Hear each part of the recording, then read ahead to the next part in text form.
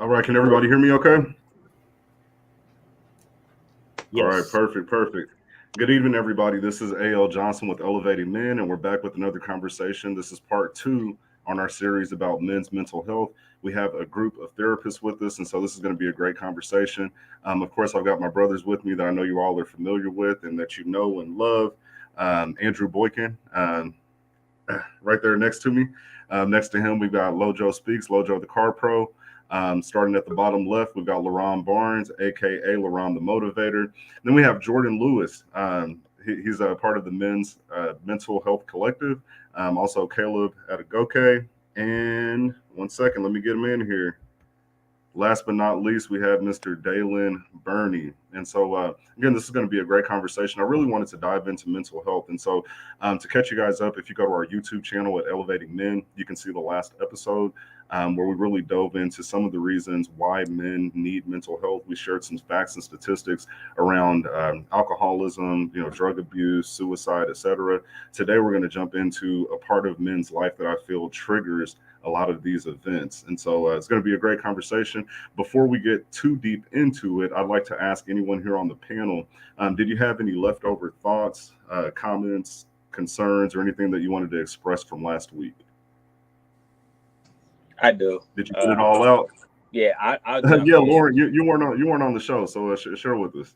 Yeah, well, engaging with the audience, I think one of the biggest pieces that I took out of the conversation from the audience was it was so much finger pointing, trying to place blame versus just trying to be more accepting of maybe the role that we play as individuals. It was a lot of finger pointing, this is the reason, that's the reason. And, I think it's important to not only understand, root causes, but also to understand that there is a solution. We just have to find the best way to get to that solution. Love it, love it.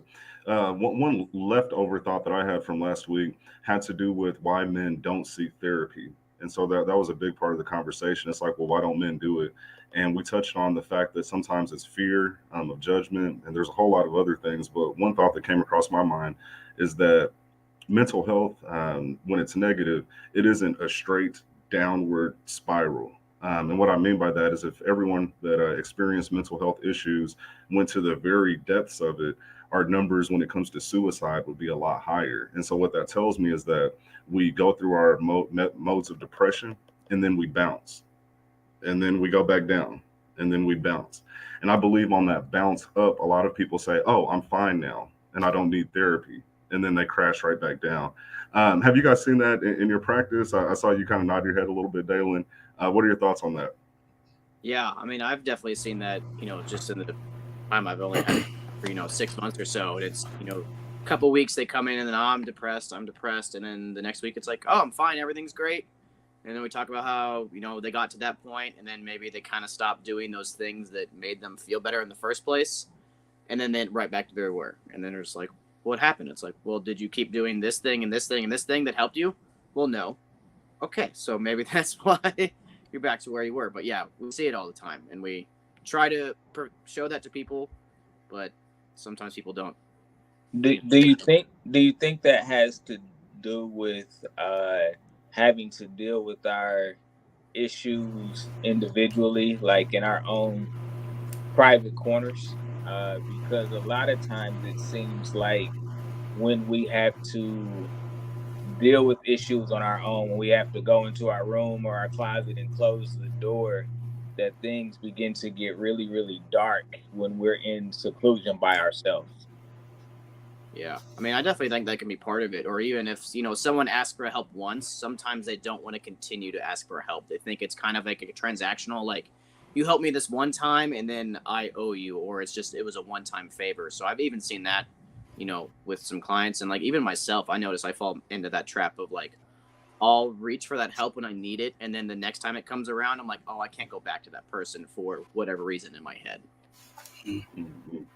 Yeah, another thought that I had is the focus on mental health. And so I was talking to a older guy, and he was like, "Man, what is it with you young guys? You're always talking about mental health. What's wrong with you? What's going on?" Right?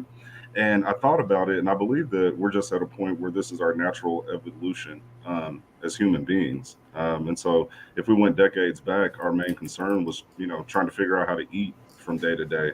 And now we're at a point where, especially if you're in a first world country like America, your basic needs are just right there in front of you. It's hard to starve in America. And so now we're able to move up that hierarchy of needs list. And now we're at the point of mental health. We want to make sure that our mental health is intact. And I think it's a beautiful thing. I think it's a beautiful thing. I do want to say, give a shout out to those in the audience. Devin Elise, she's always supporting, and we appreciate you over at Lifted KC. Her journey is in mental health as well, and so we definitely support her. Tammy Martin, thanks for tuning in. We appreciate you, and for everyone else who's watching right now, do us a favor, give us a heart, a thumbs up, or something, and share this with your network. We want to let people know that we're having a good conversation. She says that people in general feel the need to seem okay, outward facing, whether they are or not. The boomerang effect is real. It is. It is. I definitely feel that. Definitely feel that. Andrew, you had a comment? Yeah. Two things. I'm hoping that our conversation reminds ladies tonight that although we're talking about men's mental health, you professionals, you gentlemen, service ladies as well, because they needed to make sure that was clear. A couple of ladies asked me about that. The second thing is, Andrew, you talked about the evolution, and I guess that's what's our buzzword now. At one point in time, back in the 50s and 60s, they had songs like "Money, Money, Money, Money." That became our favorite song. It became our favorite program. Depression. That word was alive. Not only in the early 2000s, late 90s, but it did evolve into mental health. Those buzzwords. It seems as if, and here's my point. At one point, life imitated art. Art imitated life. Now life imitates art. At one point, we actually spoke words into existence, and now it seems as if words are speaking life, are speaking us into the life, because a Very lot good of point. kids are depressed at an earlier age, and they need mental health, not even knowing what their mind is even made of at that point in time. Very good point. Very good point. Does anyone want to expound on that? Yeah, I think that's a really profound point, because we see it with clients all the time where you will introduce a new concept or a new idea to them in relation to their mental health. They may describe how they're feeling or the experience that they're having on a regular basis, and then us with a certain knowledge or understanding of different concepts will say, "Oh, that sounds pretty familiar to this." And to be able to put a name and put some vocabulary to people's experiences gives them power, I think, to make sense of what's going on. And I think the more we introduce these concepts and introduce these ideas into the zeitgeist, if you will, people are starting to recognize that, like, oh, I haven't been able to describe what I was feeling for X amount of years, or for however long. Now there's this definition. Now that there's this word that kind of makes sense to me that I can use to kind of create a new understanding of what I've been going through. And I've seen that can be really helpful for people. On the flip side, and this is where I was going with that. For me, it has been very harmful. When I say that, people will embrace those words before they even have an understanding of it. I'm bipolar. I have ADD. And yet they haven't even reached 8 years old. Now they're geniuses, and where'd the ADD go? Well, I conquered it. Yeah. I As think if, that's a good point. It's two sides of the same coin, and, Yeah. and it can be a double-edged sword. I think that's the importance of trusting the professionals in the space, rather than one of the blessings, but one of the curses as well to social media. Here we are using social media as a tool right now to connect, But one of the things that I know we've seen a lot is you get these buzzwords thrown around: narcissist, bipolar, ADHD, from people who may not be really versed or really educated on the matter. And yeah, that's the risk that you run as well. So it's tricky. It can go either or, for sure. You know, I think this is a good point for us to jump into our main topic, because before we got on live, I asked a question, and I'd like to ask this to you, Caleb. I don't believe I was able to get this question to you. But when it comes to midlife crisis, if you deal with a client that's in that age group, how do you determine if it's a midlife crisis or if they're just going through natural changes in their life that they're adjusting to? Yeah, that's a great one. I think the word midlife crisis is probably overused, honestly. I think it's something that became popular at one point, and then everybody's like, oh, I'm going through a midlife crisis. And so what we try to do is try to get them to explain to us what they're experiencing. And the reason that a therapist is asking you to tell a story or explain what was going on in this time or tell me what you were thinking when this was happening is because as you tell that story as the client, from a client perspective, as you tell that story, you begin to think about those things. And so when we're talking about a midlife crisis, what is the crisis? Why do you feel like you are in crisis? What is causing this disruption in your regular mood? Now, someone that may be going through it might just have a stent versus a crisis, which would be an elongated period of erratic behavior. Those are some of the things that you might want to look for. Now, if somebody ups and buys a $50,000 car and they empty out their savings, we might have some questions. But if you make $250,000 a year and you buy a $50,000 Benz, and I ask you, can you afford it? And you're honest. Is this something that you've always wanted? And you're honest. Is this something to feel good, ego? Like, I've always wanted a Benz. I finally have the money. I bought a Benz. That's not a crisis. That's just someone who's at a point where they've arrived. And I think it gets back to something we talked about last time: self-recognition. Are you able to recognize within yourself what is going on? Even the topic of, identifying with a particular diagnosis or prognosis or whatever, the TikTok therapists have kind of taken over. And right now in the zeitgeist, we have prominent figures such as Kanye West that are publicly exhibiting what we would say, like, oh man, he's bipolar in public. He's going through a midlife crisis. He's really going through. He's crazy. How then do you properly put those things in alignment? First would be like an assessment. Second would be like a cross check of like, is this something new? As Jordan says, you introduce ideas to them to test if what's going on is new, it's returning, or this is something that's always been persistent.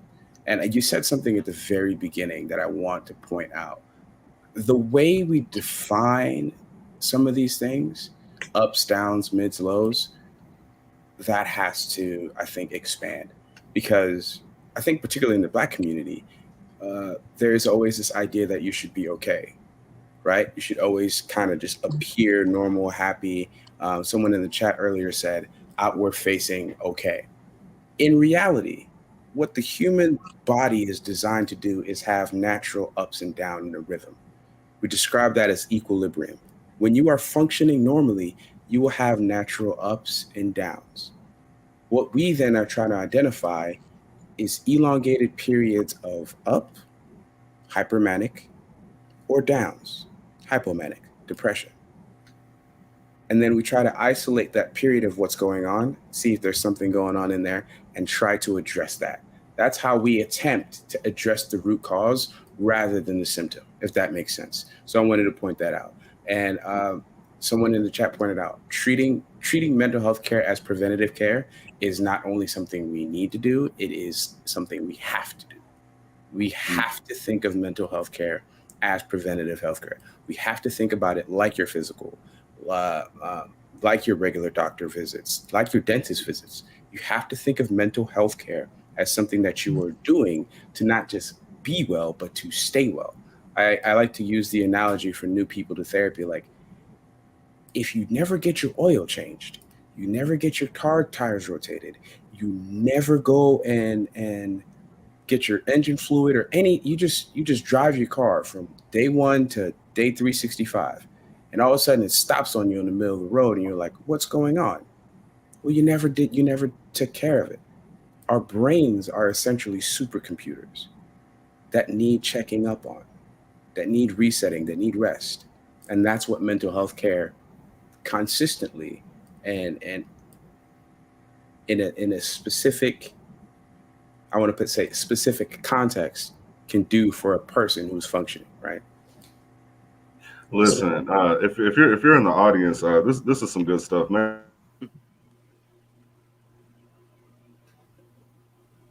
Oh, did he freeze or did I freeze? I think he froze. I think he froze, yeah. So one of the things that I heard you say, I'm okay, Caleb, right there, Yeah. that thing right there. The first thing my mind went to was that was the baseline, or that was the water line. And notice that my head is submerged, and I'm not taking in air. I'm taking in water, but yet I'm okay. So basically, I've learned how to breathe water, and that's not normal. That goes back to, a point that AL made, I think, about why men don't seek therapy. I think a lot of times we learn to adjust to living in crisis or living in survival mode, to where that becomes the new normal. And I think, that's often what we see is men, when they do come, they're describing their appetite or their sleeping patterns or their energy levels. And us as the trained clinician is like, these were all warning signs that you've missed, right? You're getting 4 hours of sleep. Your appetite's not right. Your focus isn't there. You're having a hard time remembering things. You got back pain, and all these things start to build up. And you see the gears start to turn of like, this was what life was to me. This was the new normal. So I think that's really important, is to recognize, going back to Caleb's car analogy, not only do we have to pay attention to the oil maintenance and the tire rotations, but when that check engine light comes on, are we going to be curious and address what's under the hood, or are we going to say, we good? I got a couple more miles on it, right? Then the car starts to make these rumbling sounds. It's like, that's good. That's just, it does that. We're doing that to ourselves too. So Jordan, while I have you, there's a couple comments here that I think are important. And then we'll come right back to you, Andrew, just really quick. Corey, Infamy, thanks for supporting. He's always on. We definitely appreciate you. He asked for the average price of a consultation. Can one of you just kind of ballpark, what's the average price per hour? I can't speak for everyone, but a lot of therapists will do a free 15-minute phone call just to kind of get a little snippet of what's going on, to feel it out, to see if it might be a good fit. And that's something that I know Daylen shared last time that he does. I can't speak for Caleb, but it's something that I've done as well. So depending on what it is that you're looking for and the questions you might have, a lot of those initial questions can be addressed in a 15 to 30-minute phone call that, from my experience, a lot of therapists will be willing to do. Thank you. And then the next question, Ms. King, thanks for tuning in. We appreciate your support. She asked, do you take insurance for therapy? I know we touched on that last week, but could one of you just answer that for her? I know I don't, and the site that I'm at, we don't. I think Caleb kind of touched on it last time. It's like, I think a lot of people don't know why a lot of therapists take insurance. They just hear, people don't do it for whatever reason. But it really can dictate how long you stay. I'm having issues hearing. Is that just me, or? Yeah, your sound is a little low. I think Is that any better? Oh yeah, better. Okay. Better, yeah. Yeah. Because sometimes if someone goes and uses their insurance, the insurance can actually dictate how you're going to treat that person and for how long. So they'll say, you just have depression, we're going to pay for 10 sessions. Whereas some people, they need more than 10 sessions, or they have other things that are going on outside that diagnosis. And if you ever come to a therapist and give them, and you want to use insurance, you have to give your insurance a particular diagnosis for a mental disorder. If that is on your record, your insurance has that. That is something that is required of us so we can figure out how to treat us. So I know for me and for you guys, but sometimes it's tricky figuring out a diagnosis. Sometimes it takes time to figure out the right one, and then it puts people in a box and puts labels on people, and then they can lean into that diagnosis. You were kind of talking about, oh, I'm excuses my behavior. I'm, this diagnosis, get to act this way. Daylen, I don't mean to cut you off there, but we're having a little bit of break in your talking there. I'm not sure what's going on, but we definitely want to keep the show going.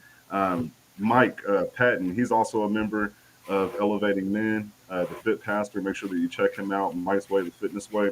It's a show that we have. He's always leaving us, good tips, and so follow the Elevating Men page for that. Andrew, I hope you remember your question because I know that took a couple minutes. Yes, sir. Jordan had mentioned when he was giving some examples, and he said, my sleep pattern's off. I'm getting 4 hours of sleep. Many people suffer with insomnia. Let me just leave that there so you all can just talk about what you know about that, because some people are going to want to know how you can help them. They want to reach out to you after this show. I promise you. Insomnia, that's the problem. Or that's the symptom, excuse me. Yeah. I think there's a lot of things that can lead to sleep disturbances of different kinds. Anxiety, I know, is a big one. Sometimes folks have trouble with recognizing or calming down the thoughts that are going on in their head. So that can be particularly challenging. It can be It's me or somebody might got a lot of steps, but I can. All right, there we go. Thank you. Yeah. Is that better? Yes. A lot better. Yeah, I was saying, sometimes anxiety can be one of the main causes of sleep disturbances when people don't have the skill set to or the tools to slow the process down, to notice the thoughts without them racing. That's kind of one of the main ones that I see, main causes for sleep disturbances. So I'd like to take this time and kind of jump into our main topic, which is the midlife crisis. 'Cause I think it's important. As you said before, a lot of people self-diagnose. Sometimes it can be as much as an excuse, and sometimes it's real. Over the past year, I've been in the process of writing some things down for a book that I'm working on. And there's just 3 short paragraphs here that I want to share that have to do with conversations I've had with other men and kind of how a lot of people feel moving into this phase of life. And Jordan, Caleb, and Daylen, as therapists, I'd like to get your take on this. Okay. And so just bear with me. I'm going to read through this really quickly. For a man to make the most of his life, he must be in close relation with time. Men intend to do so much. We have so many aspirations, but what causes many to fail is a lack of respect for time. When we don't respect the use of our time, we don't create the framework necessary to utilize it properly. Proper utilization of time involves the segmenting of activities. Essentially, there's a time for everything. When we don't take the time to recognize this fact, danger ensues. Men have high rates of depression, suicide, drug abuse, alcohol abuse, anger issues, etc., because of unfulfilled and mistimed lives. We internally know when our time is running out. This anxiety creates a constant analyzing of the time we've spent up to this point. The desperation comes in when one realizes not only how much time has been wasted, but how easy it was to waste that time. At this point, a man either decides to hurry and try to catch up, or he throws his hands up and internally subdues to the unfulfilled, mediocre life he never intended to have. When you first hear that, and we're talking about a midlife crisis, what thoughts come to your mind? If you'll permit me, I think the first thing that hits me is unfulfilled desires, unfulfilled dreams, thoughts, actions. And the reason that that hits me is, whose life are you living, right? Are you living a life according to what you wanted, or are you knowingly or unknowingly living a life that was prescribed to you? Um, that is what we call misalignment, or incongruent. You feel one way internally, you have your own thoughts, goals, wishes, desires, but your actions and behavior do not line up. So when you bring up like loss of time, wasted time, trying to catch up, or giving up, that to me says that, okay, the life you have lived up to this point, or the life you're currently living, is not in alignment with the life that you want to live. And again, the key to that is self-recognition, like identifying, why am I doing this? Who is it that I'm trying to please? What are the things that I'm trying to accomplish, and for whom? That's a good thought. That's a good thought. Um, One of the things that we teach with elevating men is the 4 quarters of life. So when we talk about the segmenting of time, and this ties right into what you said, we look at life as a whole as about 80 years. And then we divide that up just like a basketball game or a football game into 4 quarters. And so you have 0 to 20, 20 to 40, 40 to 60, 60 to 80. What I found in my conversation with men is when they reach that midlife around the age of 40, um, they can see their mortality a little better. And at the same time, they can see all of the mistakes that they made in the past. And so what we try to teach is, what should a person be doing in each quarter to ensure that they're able to pass to the next quarter successfully without having regret? And so I believe it was Jordan, you said something early on about us needing to check our mental health, or Caleb, it was you, checking our mental health just like we check a car. You know, you can't go on forever and ever and not check your oil. And so what would be your initial thoughts on possible checkpoints for mental health to prevent the midlife crisis? And so 0 to 20, you've been under your parents' care. At around 20, you're released to the world. You may or may not have a plan. That creates a lot of anxiety for some people. And so we see a temporary spike in the numbers of depression, suicide, etc., around that age when people are trying to figure out life. I see that as a great checkpoint. Around the age of 40, you probably have children. You possibly have been married. One thing that I see is when we look at divorce numbers, it generally happens somewhere in that 40 to 45 year age range. And so that looks like another point where we may need a checkpoint. And then when we look at around the age of 60, a person's retiring, children have moved out, grandchildren are coming in. There's these phases of life and these significant points in time. How do you feel about those checkpoints? Have you dealt with anyone in those particular phases of life, and what did that look like? I know what that kind of reminds me of. Hopefully, my sounds better. Is Yes, I it's mean, the perfect. Erickson stages of life. I mean, there's 8 stages of life that this guy has identified, and it's kind of, they each have their own role, and a lot of it's as a child, there's like brain development, but then also the social aspect of it. So each of these stages, there's the social need that you're trying to be met. So I pulled it up because I don't have it memorized. I can't memorize anything. But so like the 18 to like 39 is intimacy versus isolation. Like we're all looking for romantic relationships. We're looking for friendship connections. Like that's what we as humans are designed to look for. And then that 40 to 60 is productivity versus stagnation. So it's, am I doing things that are going to have a meaning in this world? Am I going to have a legacy? Have I lived, like what Caleb touched on? Did I live the life that I wanted to live? Or have I lived what other people, my family, and the society has told me to live? Like those are the questions you start asking, because you're kind of looking back and looking forward. And then that like like the 60 plus, kind of that next phase of life is the ego versus despair, like where it's the wisdom. It's like, what can I give to other people, and like what has my life been? So these are things we all kind of study and know that like different people at different ages are looking for different things. So as soon as someone comes in and it's like, oh, I'm 25 or I'm 65, it's like you're in 2 totally different phases of your life and you need very different things. So those are things that we're all very aware of.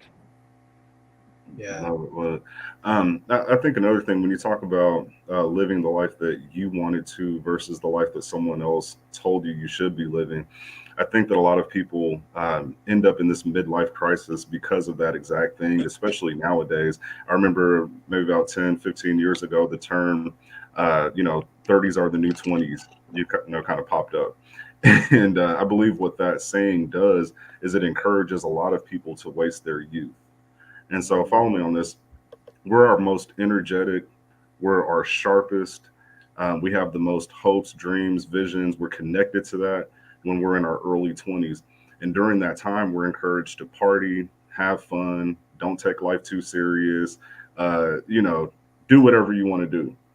People come out of that phase, a lot of them with a lot of additional responsibilities that they created during their reckless years, and now here we are in our 30s, and now we're trying to fix everything when in actuality, if we lived for ourselves and our actual dreams and goals versus being peer pressured into the party type lifestyle and all of those things, we would be building our foundation around that age, and then we would party, so to speak, later in life. What are your thoughts on that? I think a lot of things are coming up for me that kind of make sense. And I think it all ties together when it comes to time and how do we, the question I thought of is, okay, I could hear a client telling me, well, yeah, I wasted time because I didn't know where to invest the time into what things, right?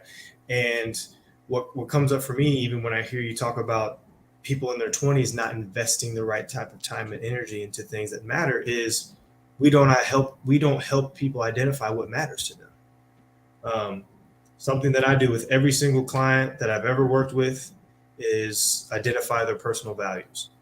There's an exercise that comes from a theory of counseling called acceptance and commitment therapy, which basically says life fulfillment comes as the result of identifying and then living in accordance with your personal values. Well, I don't know if I could speak for anyone else, but I know damn sure that when I was like coming up, I never heard of what a personal value was until I got into the mental health space and I learned what this stuff was. I think it's important even prior to the 20s, in the early teen years, as going back to Daylen's point, one of the big things in teen years is identity formation. Who am I? Where do I fit in the world? I think that is where, as therapists, we can lead a charge to say those young people who are coming, into their teen years and starting to solidify and make sense of who they are need to be talking about what are their values. What are the things that they naturally gravitate towards? What are the things that they find important and worthwhile to invest their time? That way, when they're in their 20s, they know, okay, if I'm going to feel fulfilled and happy and satisfied with this life, and if I'm going to live a congruent life, then the most of my time needs to be invested into the top 5 or 10 things that are the most important to me. I see life crisis a lot of times as a result of people waking up in their 40s or 50s or whatever the age and realizing I don't know what my values are. And so I look back across my life and I've wasted time because I didn't know where to put the time to begin with. Yeah, I think one thing that happens, that question that we hear a lot now it's just like a catchphrase, but what's your why? Find your why, and all those things.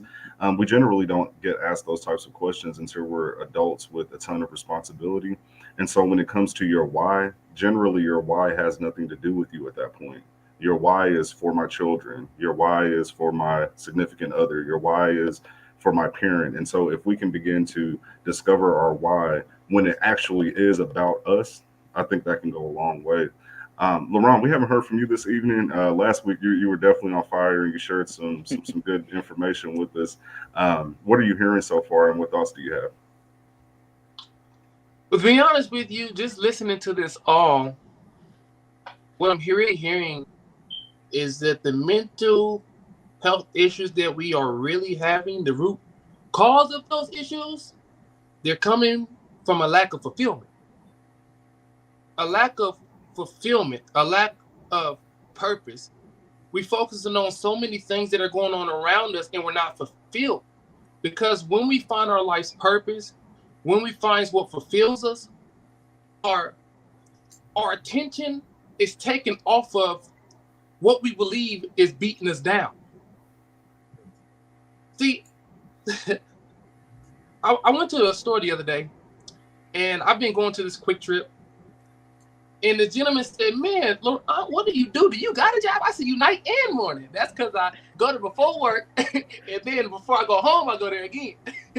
And he looked at me and he said, "Man, you always seem so happy. What is it? I've never seen that before from anybody. You're consistent with it." I said, looked at him, I said, "Man, because I know my purpose. I know why I'm here.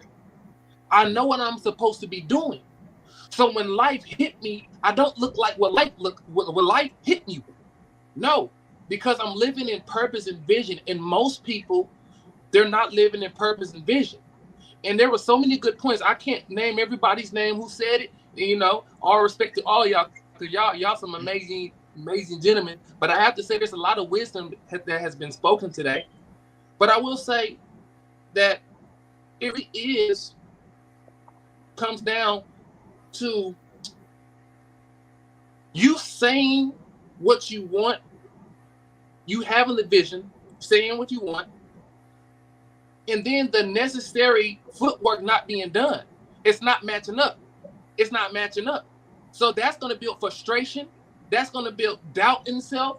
That's going to build, man, maybe I'm not worthy. I'm not good enough. And all this plays on our mental health. It makes us feel certain type of ways. And the individuals who don't have a strong enough mind at the time, they need more help than others, because there's a certain level of strength in mind to people. People break at certain things. So, but forgive me, y'all. I'm just, whew. This is crazy. I'm sorry, bear with me. I'm just really thinking about this. This is deep, y'all. This is really deep.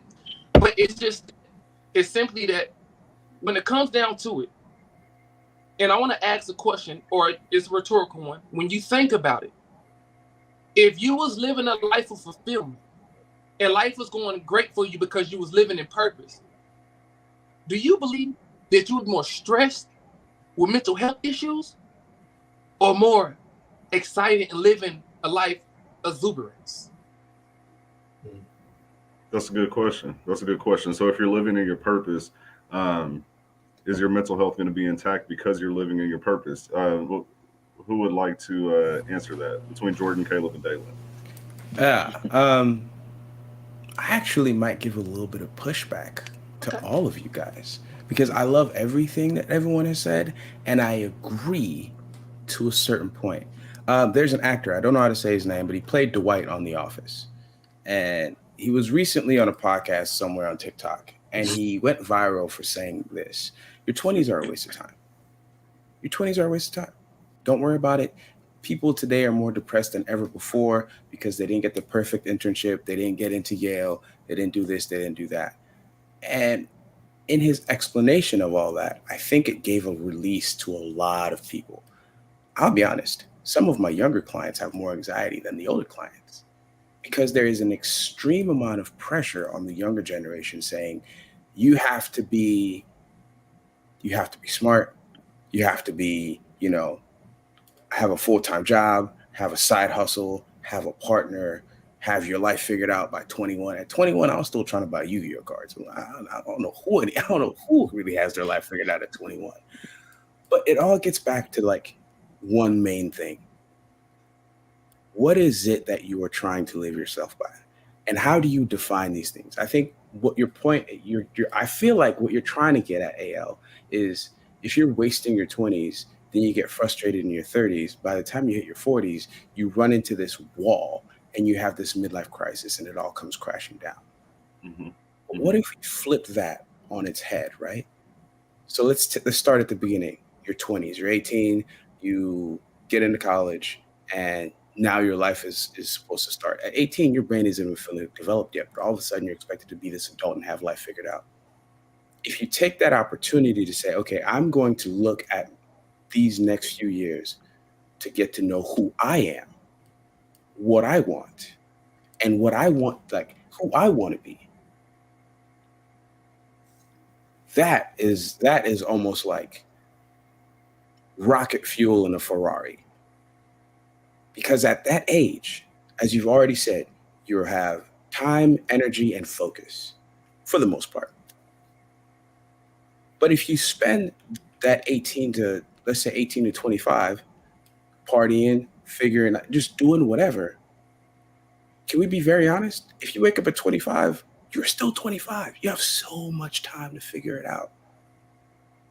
But the added responsibility, the guilt, the feeling like, oh, I've wasted time, I failed, I didn't do what I was supposed to do.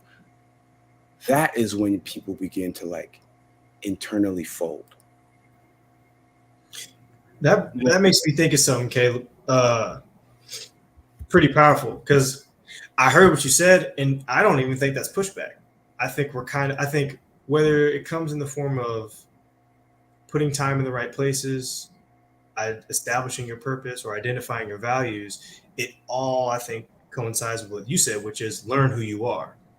And then I had a reaction to that, which is, man, who I was at 18 is not who I am at 29. Who I am at 29 was not who I was at 25. And so I think that going back to what you said about checking the engine, changing the brake fluid, rotating the tires, I think it's good to reflect at all these major points of transition in life, whether it's leaving the house, moving out on your own, going to school, finishing school, entering a new relationship, exiting an old relationship, preparing to have kids. Your values, or let's just use the different terms we've used: purpose, values. Caleb said figuring out who you are. Daylen talked about Erickson's stages of life. You're going to become this different person at different stages. And so it's always good, I think, to reflect on who am I today in this moment? What does this version of me right now want? And how do I invest time and energy into that? That can evolve, right? So maybe one was about Yu-Gi-Oh cards, but 32 becomes, building a men's wellness collective, right? And talking about mental health and getting that message out. Yeah, and those Yu-Gi-Oh cards worth money now. So just saying, 21-year-old Caleb. I think that my was son whipped up he tore up a Pokemon card, and I was like, "What are you doing?" Yeah. I just think that would release so much anxiety for people when they realize that, like, the answers you find at 18 don't have to be it your whole life. You can convince yourself at 45. So there he is. I saw it. Well, let me ask this, from a practical standpoint, because I do agree that 18 to 25, kind of finding yourself, figuring things out, etc. And I believe that that's good advice if a person can dodge a lot of the pitfalls that are there.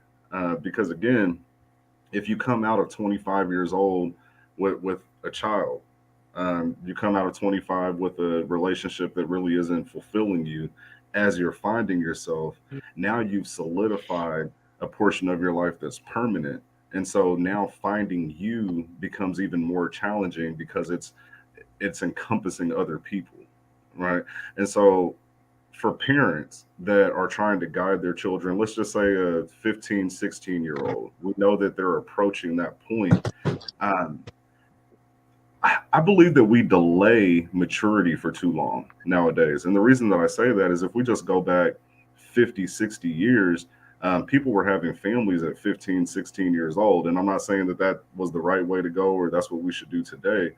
But I believe that people did have a certain level of maturity, whether it was out of necessity or whatever was going on at the time. And now we delay that for so long that I believe we almost create this gray area between 18 to 25 where we say, hey, mess up, make all these mistakes, and then try to fix it when you're in your 30s. And a lot of these mistakes can take an entire decade to fix if you ever fix it. And now we're running in again to the theme of the conversation, which is that midlife crisis that says, I made all these mistakes back here. I've been having to deal with these mistakes for over the past decade, and now I'm looking at my mortality. Will the problems ever end? Will I ever be able to get back to myself? Will I ever be able to create the life that I intended? And so what's the happy median? What does that look like between live your life and figure it out in your early 20s and actually have a plan to prevent this happening in the future? Yeah, I think it starts with the parents doing one thing. The parents have to find fulfillment in themselves, because what typically ends up happening is the parents who don't find fulfillment in themselves and the things that they've done in their life end up unknowingly putting that on their children. You got to go to Harvard because I didn't.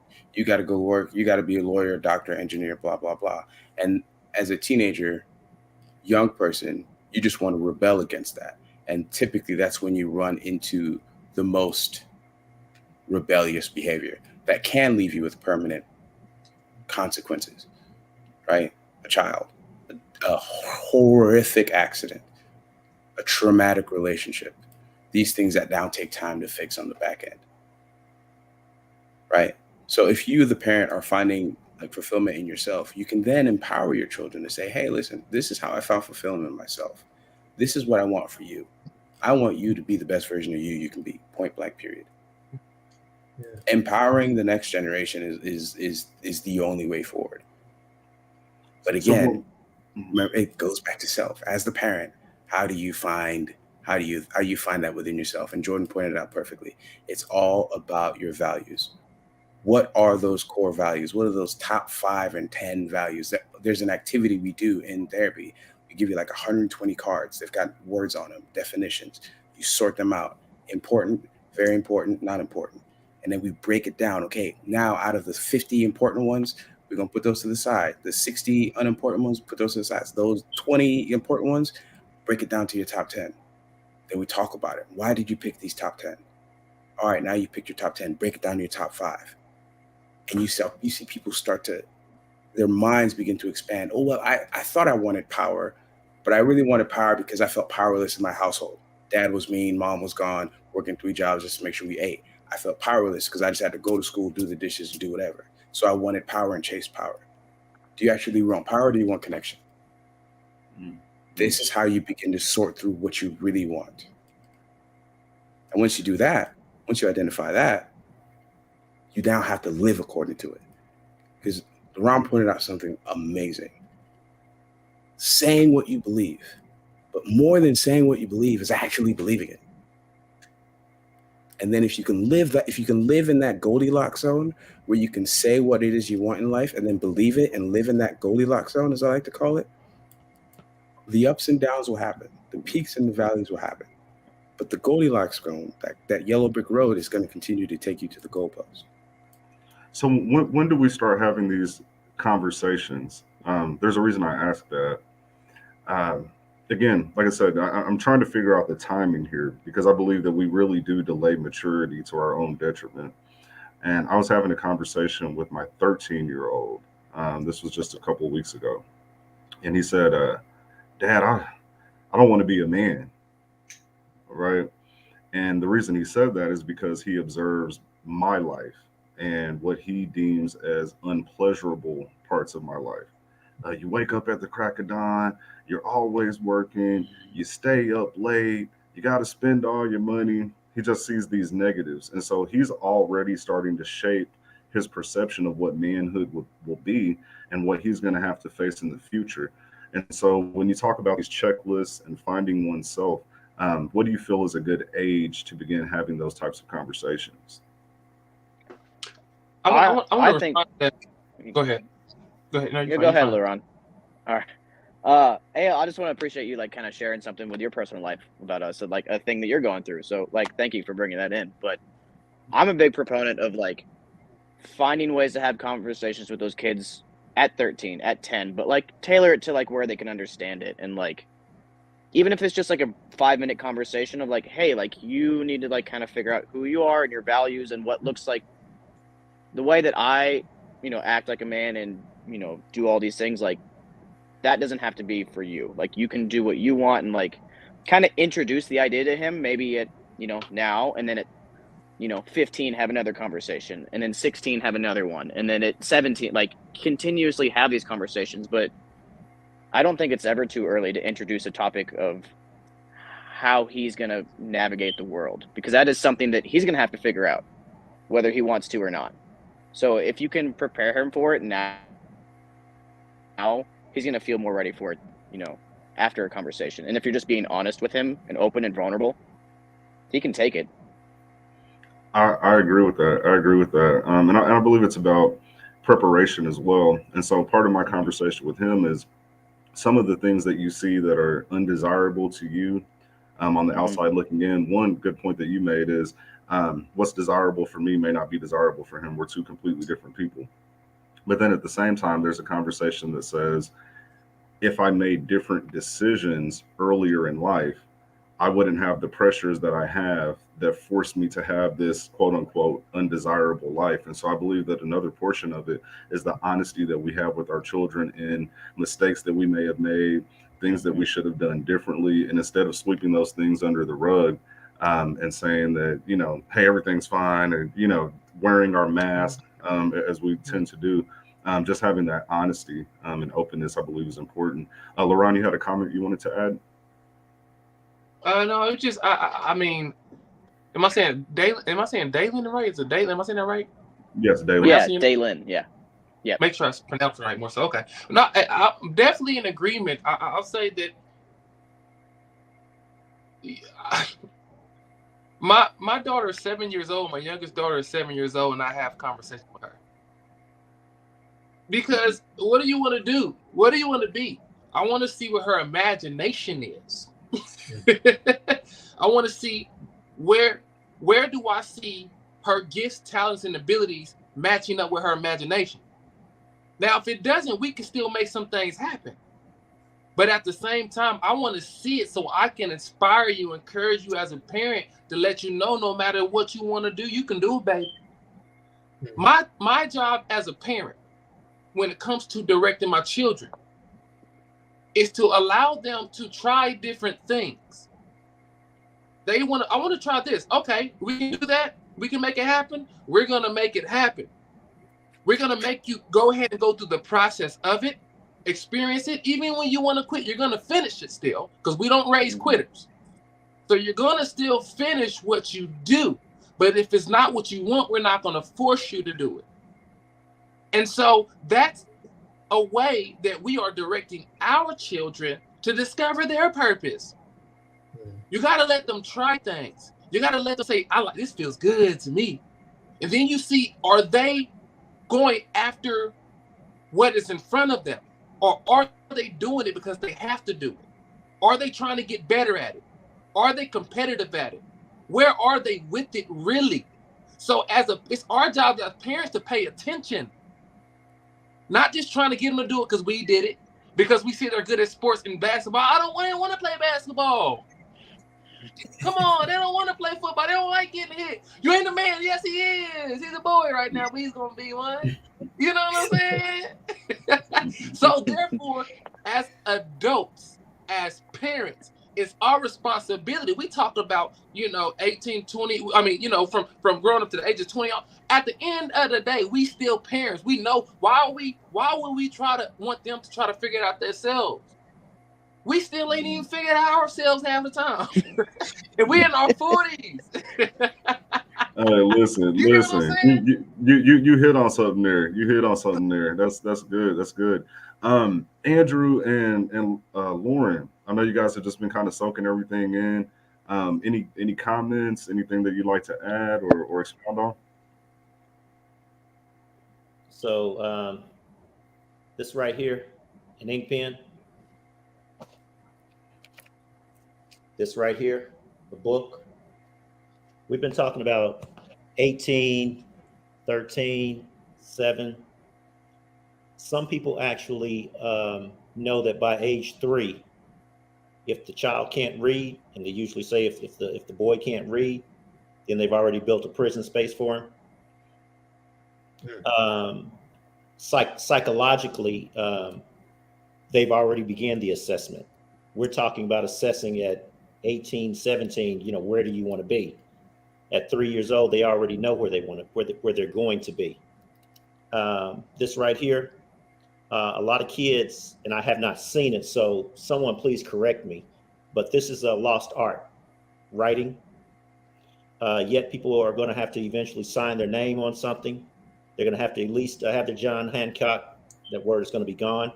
But writing is no longer a primary form of communication because we have the computer now, and we can just push that voice thing on the phone, and it'll speak it into existence. There's a whole lot of foundational things that we've not talked about. We've talked about the hierarchy starting at, and I think Daylen talked about 18 to 39, looking for that acceptance. And then we move upward into love, and then we move upward into self, whatever the last one is. Actualization. Exact self actualization. And it seems as if we always forget that at some point in time, after the love, after the self actualization, we want to rest our feet on something.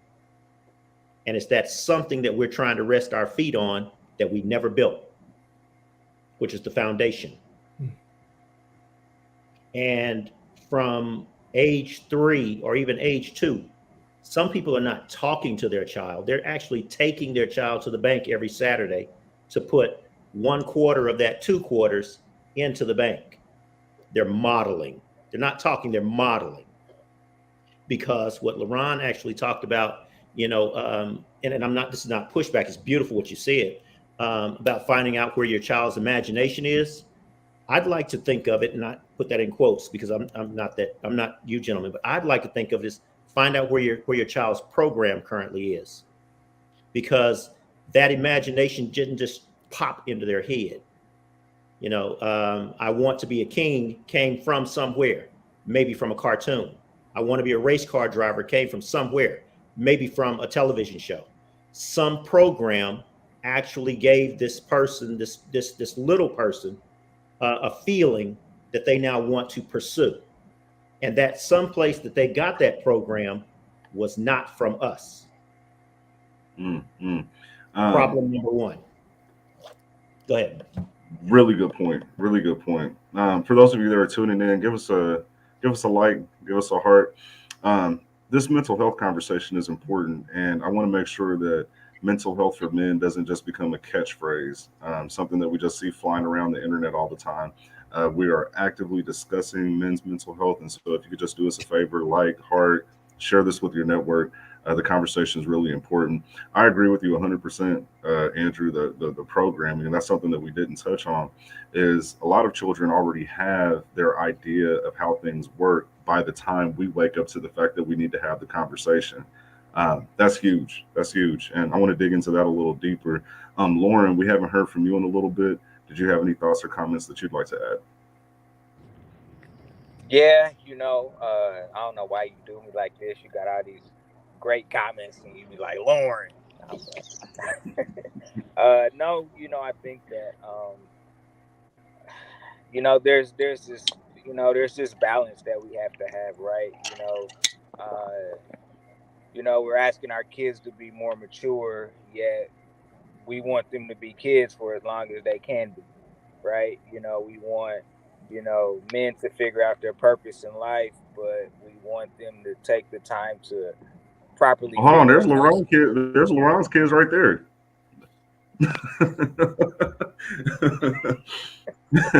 So they'll be no. It's good, man. You're doing what you're supposed to do.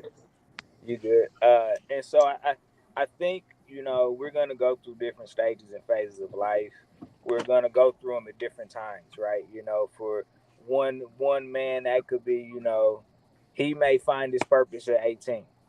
There may be another guy that finds his purpose at 25, another guy that doesn't find it until he's 45, right?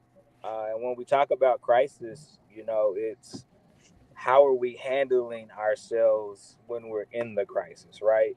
Do we have a support system that allows us to express ourselves and kind of what we're going through at that moment in time, right? Because sometimes just being able to release the negative energy helps to get you, going and staying, on the right path, on the right track to wherever it is that you're trying to go. And I think, whether it's, a therapist or whether it's a best friend or something like that, someone that either understands you or doesn't understand you, they're going to be able to, get you off of that ledge in some capacity when you're, teetering that line, and I think it's super important for us to understand that those lows are just as important as those highs. We can't just focus on all of the good. We have to look at the bad and say, what can I take out of this? What can I bottle and say, okay, I went through this in order to get here, and these were the steps that it took for me to get back to the, somewhat of that upward swing. And because I shared a lot with Jordan when we had a conversation, and you know, me being a teen father, it was scary, but at the same time, I understood I had a responsibility to having brought a child into the world, right? And understanding that I didn't have all the answers, but it was okay for me not to have all the answers right now, because she doesn't need all of the answers right now. She just needs some, and as she gets older, it's up to me to equip myself with the tools and resources necessary as she grows in age to be able to pass more knowledge and engage. And so we have to be careful that, when we're on a low, that that low and that crisis doesn't define who we are, right? We have to figure out, we figure out more about who we are in our times of crisis, in our lows, than we do in our highs, And so I think it's important for everyone to understand that it's okay to be low. It's okay not to be okay. It's what steps are you taking to get out, to get away and try to eradicate that negative energy in order to, keep things moving the way they need to move. Can I jump in right there? Real quick, Andrew? Yes. That low that you were talking about, Lojo, I want to ask you, you gentlemen, how do you feel when you are continuously absorbing your friends' negative energy, meaning they're depressed? Times are bad right now, and they come to you specifically so that they can unload. Is there somewhat of a transference of emotion? That's question number one.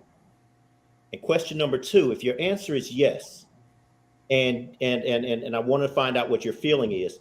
The second part of that question is, you as adults who might be feeling what you're feeling, that transfer of emotions. Imagine what the child in that household what was being transferred into that child. And you're not even speaking to them. You're speaking around them.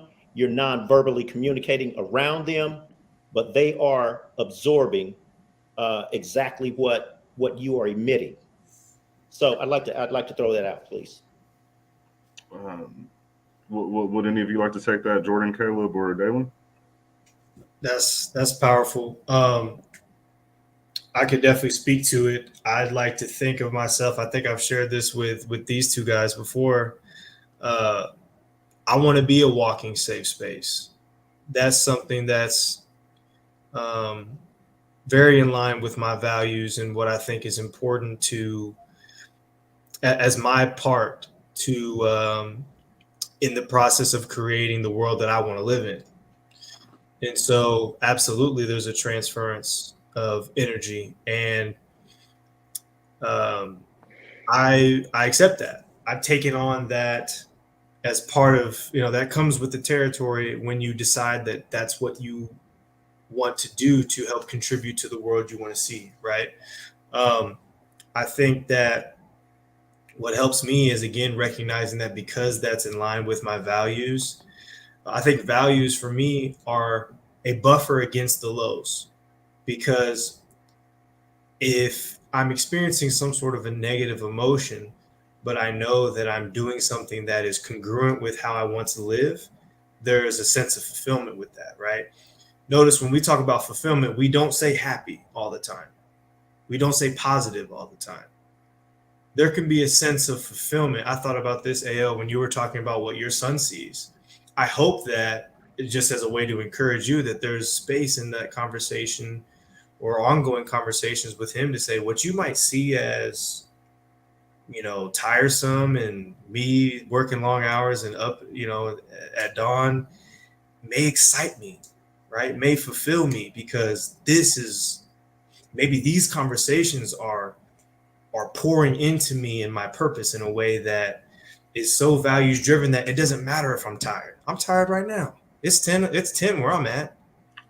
But it doesn't matter as much because I know that there's a bigger fill, knowing that this conversation right here is so in line with my values. And I carry the same thing when I think about being a safe space for people. Yeah, it may be more draining for me than the average person. I may have less spaces to go to than I do people that come to me. That's okay. I know who those people are that I can go to when I need it. And I tap into those as frequently as I can, so long as, they're in a space where they can do that. So one thing, that's my approach. One thing that helps me in that, because I consider myself one of those people, and the guy next to me, Andrew, could probably attest to this. I think I probably call him more with my issues than just about anybody. But what I found is there is satisfaction in release. And so what I mean by that is sometimes a person may come to me with an issue, right? And as we discussed last week, and looks like there's a conversation going on in the comments section about, let me find it here, safe places for men to heal, right? And so we talked last week and we said that offering that safe place has to do with your transparency as well. And so sometimes men aren't going to open up until you open up to them. And so what I found that's helped me not carry the baggage of the people that come to me is I release with them. And so if a person calls me and they're like, man, I'm going through this, I'm having this problem, I don't overtake or overshadow what their issue or concern is, but I relate to them and I share that I'm feeling the same way, maybe for a different reason. And as we express our emotions together, I'm releasing, this other person is releasing, and then we're healing together. And so I don't feel the weight of their problem because I've released as well. And in turn, it's allowed them to open up even more because they're not on a ledge by themselves with their feelings and emotions. Any thoughts on that? It reminds me of the difference between sympathy versus empathy. Sympathy is the, kind of looking for the silver lining of things, and it's not this bad, and you're lucky that this has happened. I'm thinking of just like a breakup. It's like, my girlfriend broke up with you. Oh man, you're lucky she was crazy. You're better off without her. Like, that doesn't help how your friend's feeling.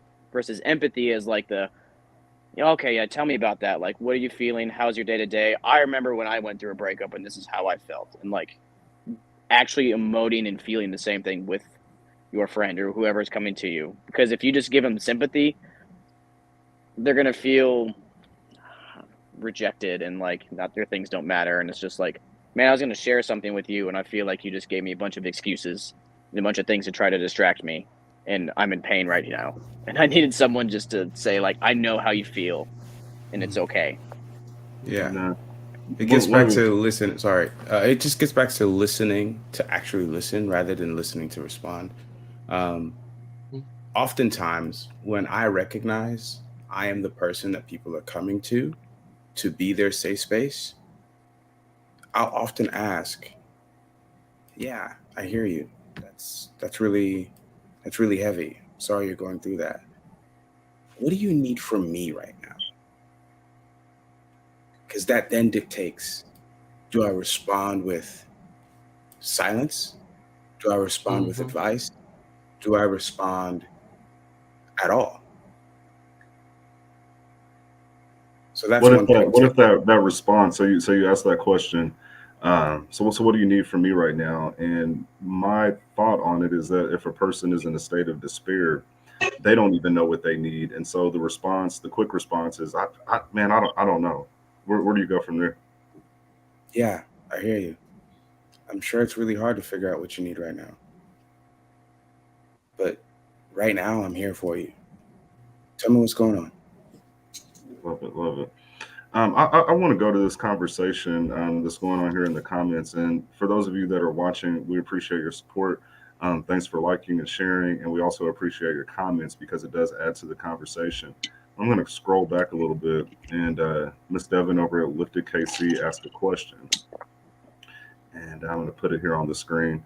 It says, well, let's see. It started with Pastor Brooks. He said this world just doesn't offer enough safe places for men to heal. And Devin asked Pastor Brooks, so how do we as a community create them? Um, I'd like to stick there for a minute. So when we talk about creating safe spaces for men, men have to be willing to come to the safe spaces. And so how do we make those spaces attractive? I think is a good question as well. At Elevating Men, we have a similar mission to the Men's Wellness Collective, a similar mission to Lifted KC. We're all trying to figure out how to get men to heal, how to make them aware of the safe spaces that do exist in our community, and to remove some of the stigmas that stop them from seeking it out. And so, if we just kind of focus there for a little bit, what have you found, or what thoughts do you have surrounding making the safe places attractive to men so that they take advantage of it? Because it's my belief that these places do exist. We speak as if they don't, but something that Andrew and I talk about all the time, the conversation we're having right now is probably happening 300 or 400 other places at the exact same time. So the places are there. How do we make them more attractive so that men utilize them? Fill them with men. I firmly believe that, and we talk about this on episode 4 of the Men's Wellness Collective podcast, literally entitled All About Safe Spaces. The first step to creating more safe spaces for men is for more men to become a safe space themselves. And that happens through these conversations. Men coming together, sharing their vulnerabilities, being open about what they're going through, and men supporting other men, thus creating more safe spaces both internally and for one another.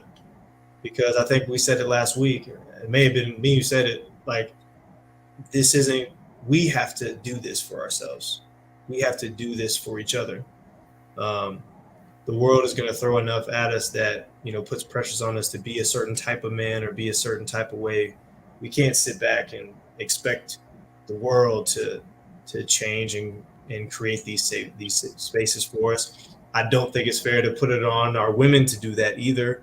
I think it's on us to come together and create those communities. And I think it starts with people like us 7 right here, people who are actively committed to being safe spaces for other men, hosting platforms where men can come on, and then reaching out to men and being that walking safe space. No, I agree with that. And I believe that a lot of women are puzzled at the fact, because women are healers, right? And so a lot of the men who also need healing are in relationships, and they've got a natural healer right there next to them. And I believe that a lot of women are puzzled and don't understand how their man can have issues with mental health when they're nurturing and caring and loving self as a part of their life. But as you stated, a lot of times with men, there's this barrier of, you don't understand my thought process. You don't understand me. And I feel that you're going to judge me in a certain way. And so we generally don't go to our women with those issues. That's when we put our mask on. But when we find men who are willing to be transparent, it gives us an opportunity to take that mask off. There's a couple comments here that really go into that. And I have to say this. You all make it hard to moderate these conversations because you all say such great things. Lauren said something, and I didn't even get a chance to get to that, but it was really good, really, really good about the lows. And so I want to touch on that. But Pastor Brooks, no, I'm sorry, Corey. I apologize. Corey, thanks for tuning in. We always appreciate your support. Just put his comment on the screen. He says, people to legitimately open to are extremely rare. Many will utilize those insecurities against you in the event that there is a disagreement. And then Pastor Brooks followed up and said, men who have done their work and healed and are willing to be transparent. Then we have, having your vulnerabilities thrown back at you can send you down a deeper spiral. I 100% agree. And this is why, and I'll say it again, I believe that you have to have conversations with people who are also willing to open up and be transparent with you, because anyone on this panel that's had a conversation with me on a deep level, I'm sharing a lot of things with you too. And so if I were to have a disagreement, and then I say, well, I'm going to tell everybody how he told me he was doing this or he was doing that, I've revealed the same things about myself. Right. And so I think that's a part of it. You can be vulnerable when someone's been vulnerable with you, because essentially you have the same thing to hang over each other's heads. And so I believe that it's important to not just go somewhere where you're just pouring out and spilling and pouring out and spilling. It has to be a situation where it's reciprocal, and you're receiving some of their insecurities as well. I think that's really important. Go ahead. My bad. I didn't mean to interrupt you like that. But No, go ahead. I want to add a quick statement to that, bro, and just reiterate on the importance of that. A sign to the ones who don't know who they can open up to, the sign to tell who you really probably shouldn't open up to is their level of vulnerability with you. Exactly. Like that's fine. If you tell somebody something, a person who is alert and understands that you are being vulnerable with them will say something because they understand it. They'll say something that shows you, hey, you know what? I want you to feel that you can trust me too, for you opening up to me. If they don't open up to you, that's a sign that you shouldn't be vulnerable as you could be. And that goes back to last week when I said you got to test people on how vulnerable you can be with them. Tell them things that could probably seem like something, but you know in your mind that I can get away if they said something with this, or if I can, so you test that. But if they're not being willing, if they're not willing to be vulnerable with you, when you open up to them, they don't give you anything, probably not a good idea. I agree. We got a comment I will slightly, just ever so slightly, push back on that, because when you open up to somebody and they don't necessarily they don't reciprocate that action, it's probably because they have some internal insecurity about opening up. So sometimes you do just have to engage a little bit more, because maybe they're a little bit more closed off or not willing to go into that safe space as easy as you are, right? Everybody has different levels of comfort as far as what they're willing to share. Like if you ask me, I would tell you I am an open book. Judge me if you want. Like it doesn't really matter to me if you are going to judge me, because my hope is that, I say something that allows you to go into your think box and your brain and your feelings and your emotions, even if it's after the fact, and you like, yeah, you know what, he opened up to me and I was an asshole because I was too afraid, I was too insecure. And if you have an opportunity to circle back to that individual, I can almost promise you in most cases that in some form or fashion, they will open up once they take a step back and realize that their fear just kept them closed off while you kind of kept going. And that in its own way can be a way to empower them the next time you circle back around to actually open up and say something and say, hey, you know what, you said something last time and that really clicked with me, but I didn't realize it until after we were done engaging and talking and we had gone our separate ways. I want to come back to that. So I think you just have to kind of be continuously willing to be vulnerable. Otherwise, you will never get certain people to ever open up, because they assume that there is a end to you being vulnerable. And so all they have to do is get to that end point. And so I'm going to let you get to the end and then we can shut this down. But if you continue, eventually they see, well, wait a minute, maybe they're going to find something that's relatable enough for them to actually open up and even utter something. It may not be a lot, but it's going to be something. So can I jump in there? This is just me. This is me. Dinner and dialogue. We used to talk about stuff like this. And I shared with a couple of you all why Dinner and Dialogue eventually disbanded. Right now, with Jordan, Daylen, and Caleb on this on board, or preferably, hopefully, on board with Elevating Men, that takes Elevating Men to yet another level. And what I'm getting at is, Andrew, you made a point about that person that's laying next to us, those natural healers that we can open up to. Sometimes the men don't like the answer. Sometimes the men don't like the answer, and this goes back to what Jordan was saying about what is your value. What are your values? Because that natural healer, yes, she's listening to you. She's absorbing, she's supporting, she's nurturing, she's doing everything that you need. But constantly you are looking to open up, because a lot of women think that men don't talk. Men talk. We do open up, but we lie. And when I say we lie, we are not as transparent with what Caleb said. What do you want from me? Where are you going with this? Because what we do is we beat around the bush because we talk, hoping that someone will give us the answer that feels good or that fits us best. Because that woman or that partner next to us on that pillow, she's going to say, what are you going to do about it? Because basically, where is your values? Because you know that the lights need to be paid. You know that the kids are hungry. You know that this, so forth and so on. And I got to go to work to my second job while you continue to talk.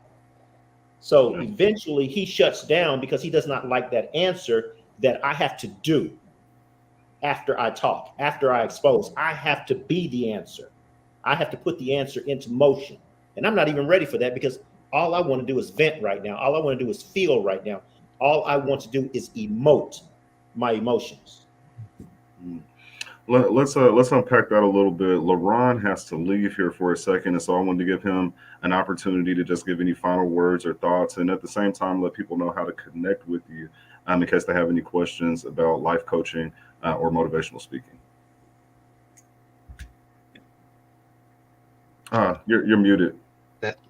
No, I was just saying, absolutely, brothers. Like, this has been an amazing conversation, and as you know, it's going to continuously go on. I'll say I know this is helping so many people, y'all. This is a healing. This is spiritual. Can I be real quick? This is spiritual. There are some of you who are listening or have family members, brothers or uncles and different people who need to hear this right here, because they're hurting. They have nobody to talk to. Once again, this is one of the platforms that we use to help each other. We have to get here. We have to be able to express ourselves. And y'all have no clue. I don't mean to go on this tangent real quick, but y'all have no clue what Elevating Men has in store. It's more than just these conversations. There's some things being built up that we're talking about as far as how we can come more together and be better men. There's some things that Elevating Men is doing. So I'm grateful for this platform, and I pray and I hope that the ones who are listening to this are being freed and being healed, man. And I know you are, because this is an amazing platform. And look at this, and I'm done, but listen to this.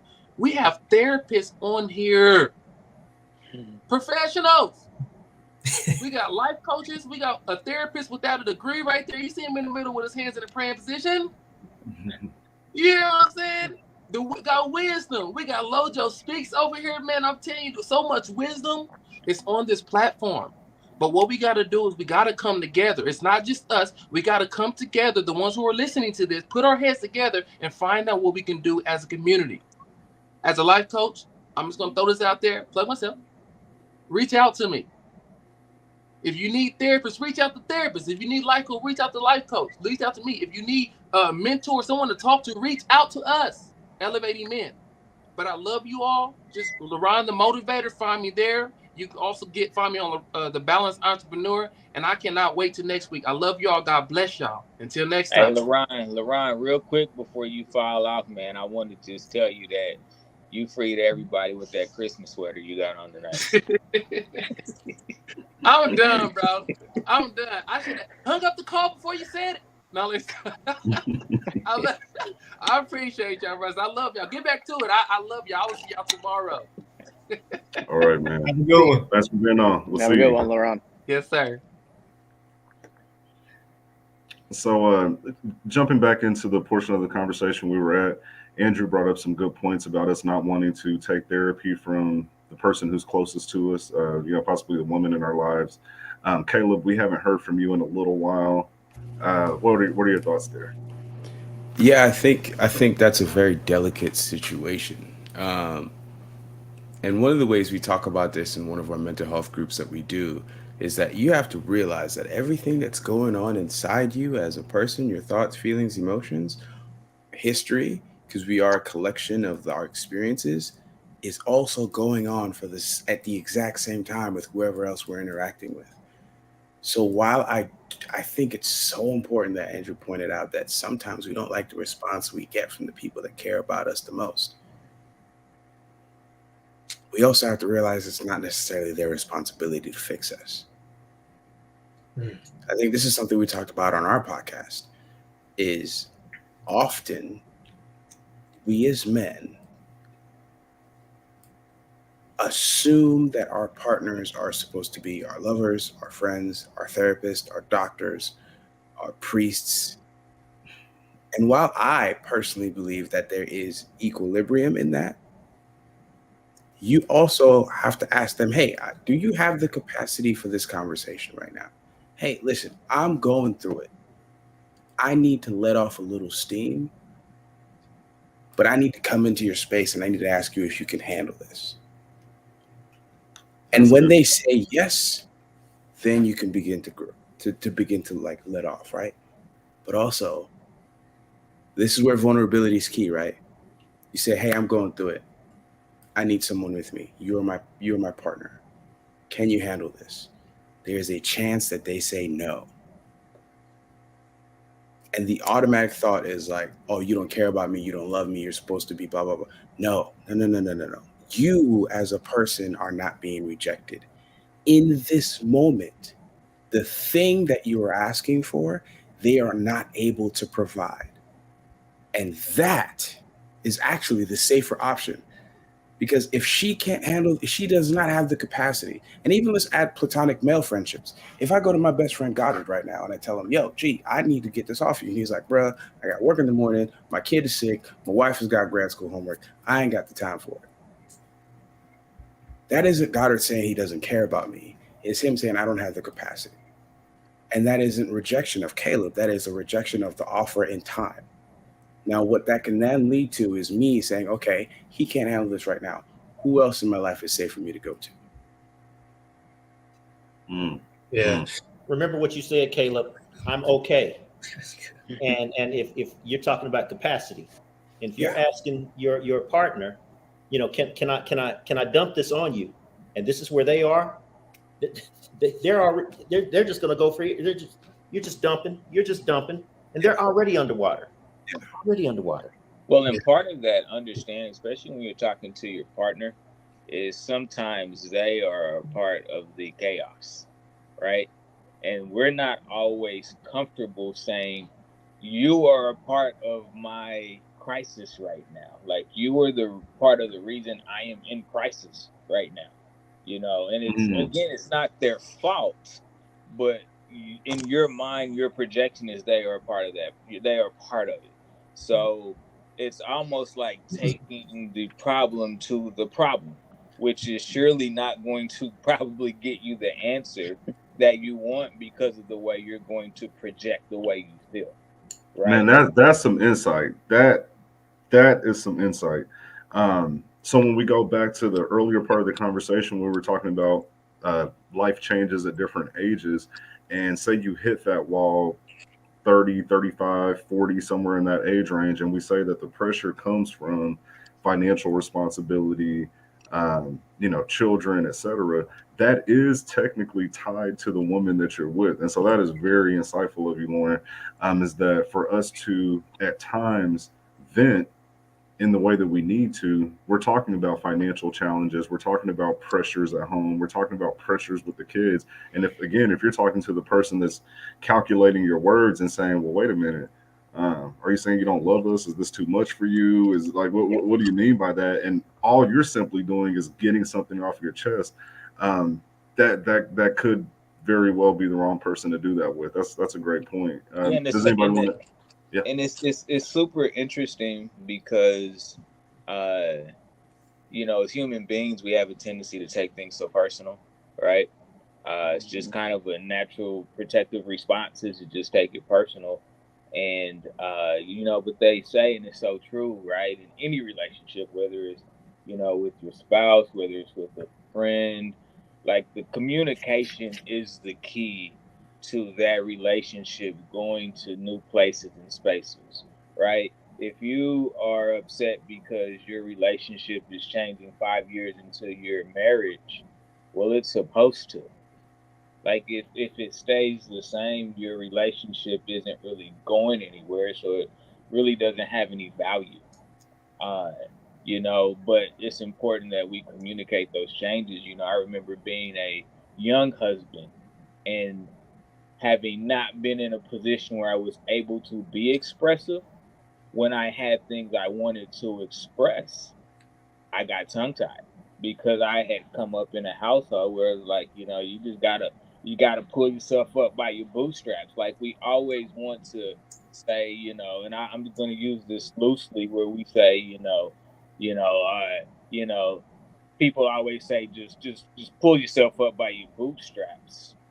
Well, we internally do that, right? And so we shut down, you know, and you know, the worst thing you can do in any relationship is shut down from a communication standpoint because there's probably answers on the other side of you actually just opening your mouth, but you're too afraid to go there to get there, right?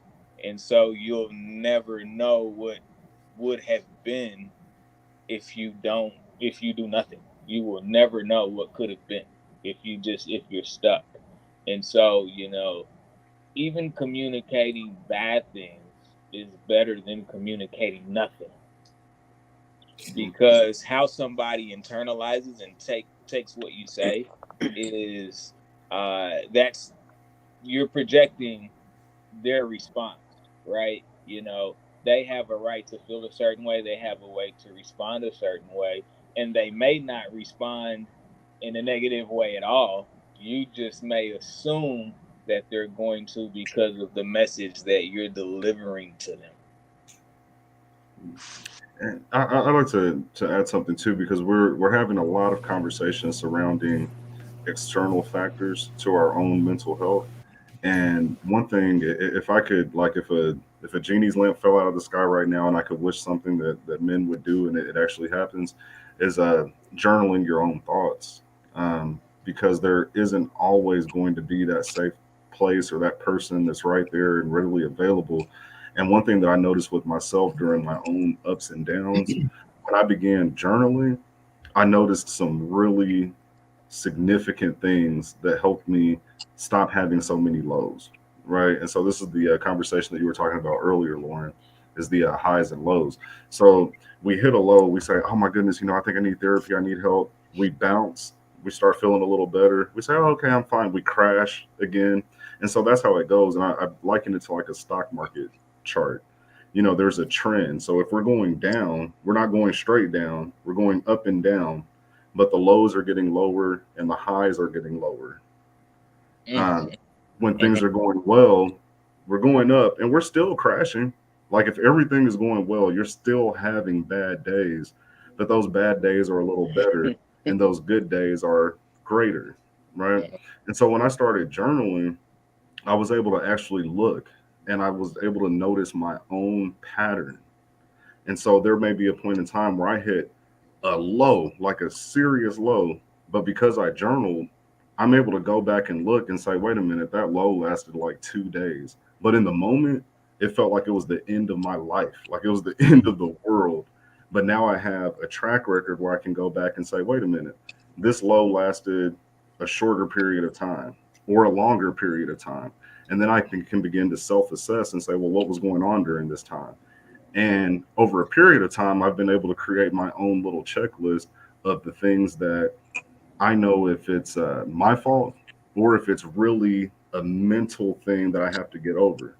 And so I'm checking my food, my exercise, am I reading? Am I growing? Am I connecting with the people that I love? Am I having enlightening conversations? Am I moving towards a purpose? And if all those things are a yes, Now I can sit still in my feelings because every feeling doesn't need a response. And so sometimes it's just okay.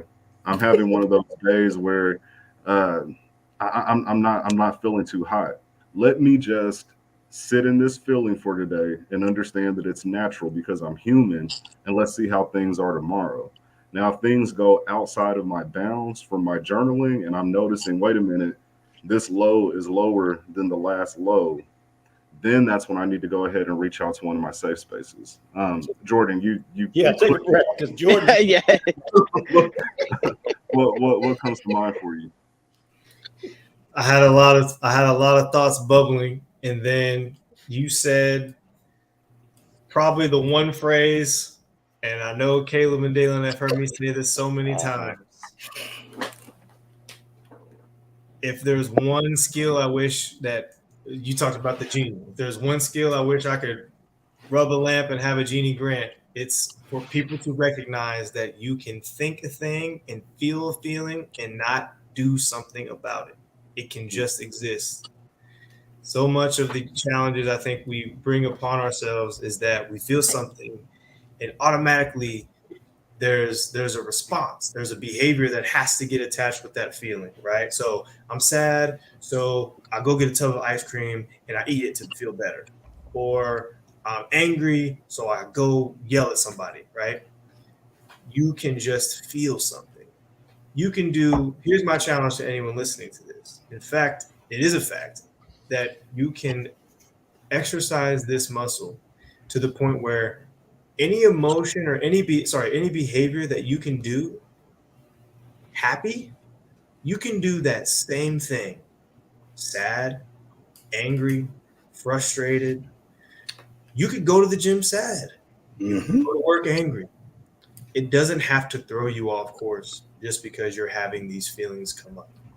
And when you said that, it just hit, man. But real quickly, if I could add something that I also was thinking, the through line to a lot of these conversations, as I was reflecting on, what Lauren was saying about, the relational dynamic of how do you change and how do you navigate the changes within a relationship.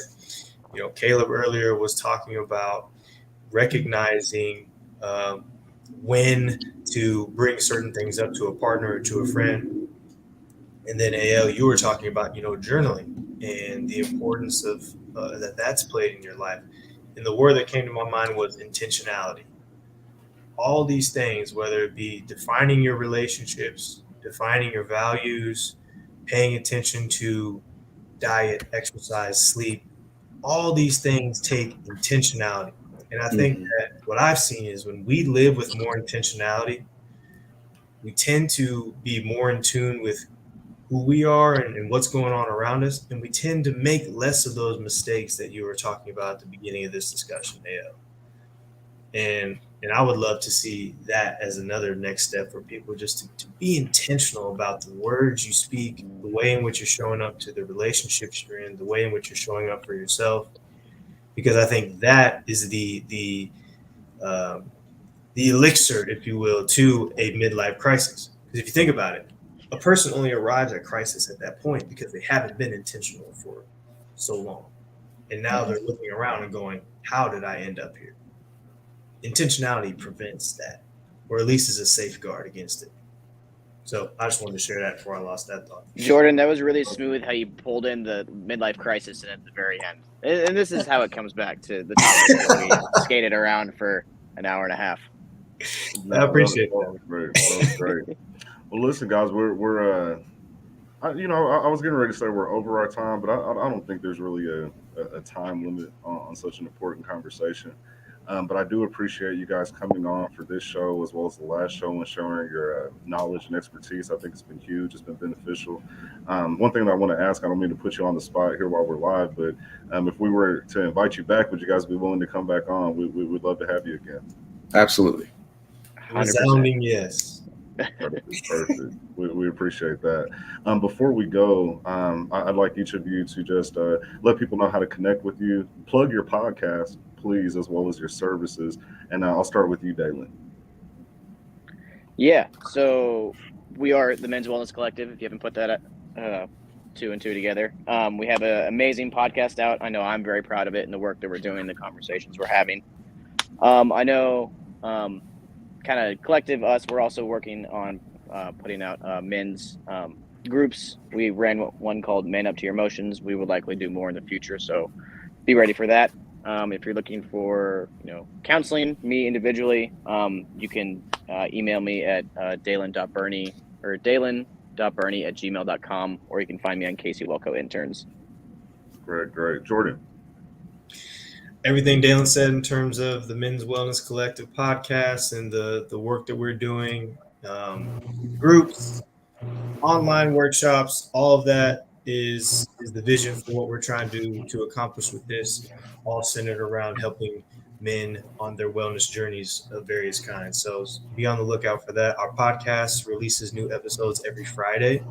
We're on all major platforms, Apple, Spotify. So go and subscribe to our podcast wherever you get your podcasts, and you'll be alerted every Friday when new episodes drop. As far as me personally, you can reach out to me directly via email at jlewis, Lewis, jlewiswellness@gmail.com. Perfect. And Caleb. Awesome. Yes. Again, I just want to echo what Jordan and Daylen have said. We are the Men's Wellness Collective. We are passionate and dedicated to creating and cultivating spaces where we can have hard conversations and beautiful conversations about what it means to be a man and how we can be the best versions of ourselves. If you would like to reach out to us, you can reach us at contact@menswellnesscollective.com. Individually, I am at CalebAdegoke.com, or you can reach me at Caleb@AdegokeCounseling.com. Easiest way to find me is just CaseyWelco.com. Scroll down, you'll see my face, click on it. Would love to connect and hear. And if you're seeking individual counseling, I am accepting new clients and have immediate openings. This is an absolute pleasure. I just want to say, while you are following our stuff, please continue to follow Elevating Men. This is an incredibly awesome space that I am super proud to be a part of, and want to thank you guys for all you're doing in this space and will continue to do. And I will be watching your footsteps very closely as we all seem to be aligned in that same Goldilocks zone. So I appreciate you leading the way as men, as OGs, as you do. And I want to encourage you to continue to work hard, but make sure you take care of yourself. Yes, sir. Lauren, Vice President of Elevating Men, did you have any last thoughts, any comments, concerns? Oh man, I'm sad that we have to be done, but I know we have to be done for now. Gentlemen, thank you so much for all your knowledge, your expertise, you being vulnerable in your own ways. We truly appreciate it. One thing I want to say to any and everybody is learn how to be a great listener. Learn how to be a great listener. You talk about journaling, and I almost wonder sometimes if someone that journals better than they speak, then ask them to just read their journal if they're comfortable enough reading it. Because sometimes people get tongue-tied, but when they write it down, they can say exactly how they feel. So learn how to be a great listener. Understand how the person that needs you wants to communicate with you, and just accept it for what it is, because when you do, you allow yourself to become that safe space that they need in their time of need, in their time of crisis, however you want to word it. You don't have to have the answers. Sometimes they just want to just let it out. Lauren, I gotta share something when you said that of like giving someone your journal. My dad actually did that with me. He shared me like his journal from like when I was a little kid, just because he doesn't know how to say those words. He's uncomfortable. And like after he did that, like I felt like I knew him more, and like our relationship has gotten better and deeper because of that. So like that is a thing that has worked and played out in my life, and it was an incredible experience. Message. That's great. That's great. Lauren, you're getting ready to start a whole nother conversation here. So, Andrew, any last words, final thoughts? Yeah, four things. Caleb, check your inbox, please. Charles Williams responded to the type 2 diabetes. Gentlemen, you mentioned about insurance dictating the amount of sessions. Someone on here, or some 2s or 3s on here, has insurance available, and they need to talk about insomnia badly. So if there's any way that you have an opportunity to diagnose, since insurance prefers a diagnosis before you get to know your client, ass backwards. Maybe you can give the lengthiest of diagnosis so that you can funnel down or have time to funnel down with their insurance. Just a suggestion. Lastly, I want to read the word crisis. We're talking about midlife crisis. A time of intense difficulty. Midlife, that means the middle of 2 points, middle of this time.